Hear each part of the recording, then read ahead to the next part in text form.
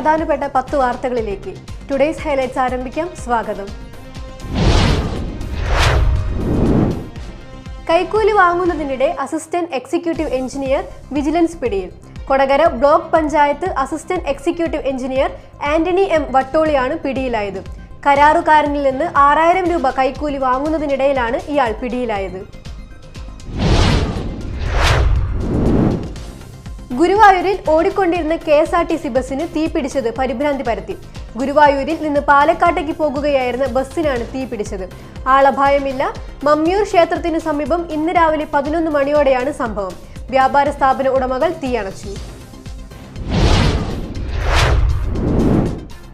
ആനമല അന്തർ സംസ്ഥാന പാതയിൽ കാട്ടുകൊമ്പൻ കബാലി വാഹനങ്ങൾ തടഞ്ഞിടുന്നത് പതിവാകുന്നു. ഇന്ന് രാവിലെ മലക്കപ്പാറ പാതയിൽ 3.5 മണിക്കൂറോളം കബാലി വാഹനങ്ങൾ തടഞ്ഞിട്ടു. 3.5 മണിക്കൂറോളം ആന പന റോട്ടിലിട്ട് തിന്നുകയായിരുന്നു. ഡെങ്കിപ്പനിയും എലിപ്പനിയും പടരുമ്പോഴും അധികാര കസേരകൾക്കായുള്ള പിടിവലിയിലാണ് ചാലക്കുടി നഗരസഭ ഭരണം നിയന്ത്രിക്കുന്ന കോൺഗ്രസ് ഭരണ നേതൃത്വമെന്ന് LDF പാർലമെന്ററി പാർട്ടിയും സ്വതന്ത്രാംഗങ്ങളും പത്രസമ്മേളനത്തിൽ ആരോപിച്ചു. കൊടകര ആലത്തൂരിൽ ഗുണ്ട ആക്രമണം. യുവാവിന് പരിക്കേറ്റു. ആലത്തൂർ തൊണ്ടപ്പിള്ളി വീട്ടിൽ സുഭാഷിനാണ് പരിക്കേറ്റത്. ഉടുമുണ്ടിൽ കല്ല് കെട്ടിയാണ് ഇയാളെ അടിച്ചതെന്നാണ് ആരോപണം. സംസ്ഥാനത്ത് ശക്തമായ മഴ തുടരുമെന്ന് കേന്ദ്ര കാലാവസ്ഥാ വകുപ്പിന്റെ മുന്നറിയിപ്പ്. ഇന്ന് 6 ജില്ലകളിൽ യെല്ലോ അലർട്ട് പ്രഖ്യാപിച്ചു.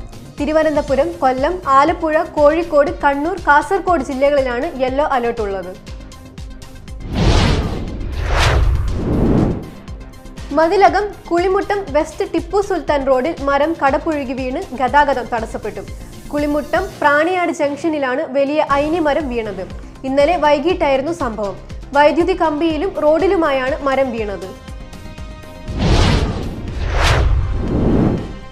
2024-25 അധ്യയന വർഷത്തിലെ പൊതുവിദ്യാലയങ്ങളിൽ പഠിക്കുന്ന ഭിന്നശേഷി വിദ്യാർത്ഥികൾക്കുള്ള മെഡിക്കൽ ക്യാമ്പിന്റെ സമാപനവും SLC, +2 പരീക്ഷകളിൽ ഉന്നത വിജയം നേടിയ ഭിന്നശേഷി വിദ്യാർത്ഥികൾക്കുള്ള ആദരവ് ചടങ്ങും നടന്നു.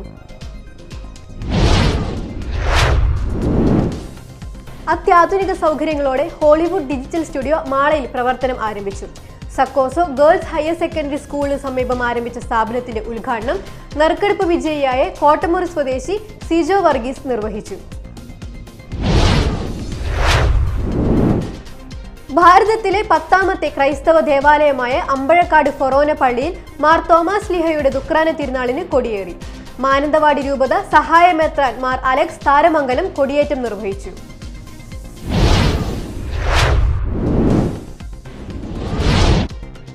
ഹൈലൈറ്റ്സ് വാർത്തകളുടെ വിശദമായ റിപ്പോർട്ട് അടുത്ത ന്യൂസ് റൗണ്ടപ്പിൽ കാണാം. ടുഡേയ്സ് ഹൈലൈറ്റ്സ് ഇവിടെ സമാപിക്കുന്നു. നമസ്കാരം.